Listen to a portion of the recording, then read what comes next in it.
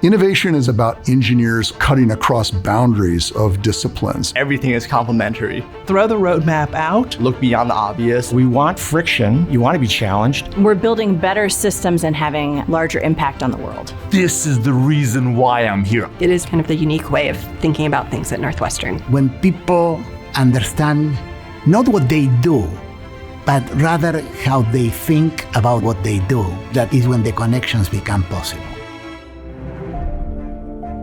Dean Ottino's a connector, an enabler, an inspirer, a designer. He has this always continuous curiosity to reach out to the other side. And he did a wonderful job of crystallizing whole brain engineering, which really captured a lot of people's imagination. I mean, basically, engineering became much more about thinking skills. The thesis is, in order to be a complete sort of thinker, you have to sort of nurture both sides of your brain. The technical side or the quantitative side, as well as the more artistic or subjective side. When you put the two together, you get whole brain engineering.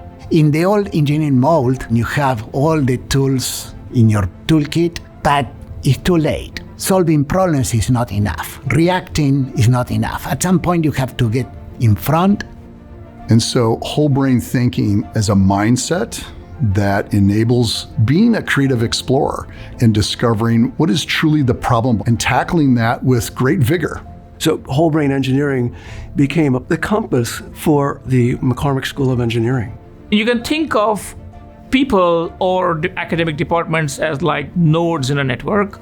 And if the network is not rich enough, you have to create these conditions for this successful emergence to take place. We all got to witness the magic of what can happen when you take down those walls. Now the School of Engineering has connections with every school here. Research has blossomed because we focus more on collaboration, seeing all the pieces, making connections, pulling them together. We might be the only computer science department in the country with a third of our faculty truly jointly appointed with other departments. It's very normal for a chemie lab to, for example, have chemistry, material science, economics, sustainability. We introduced the way artists think to change how engineers approach their own work.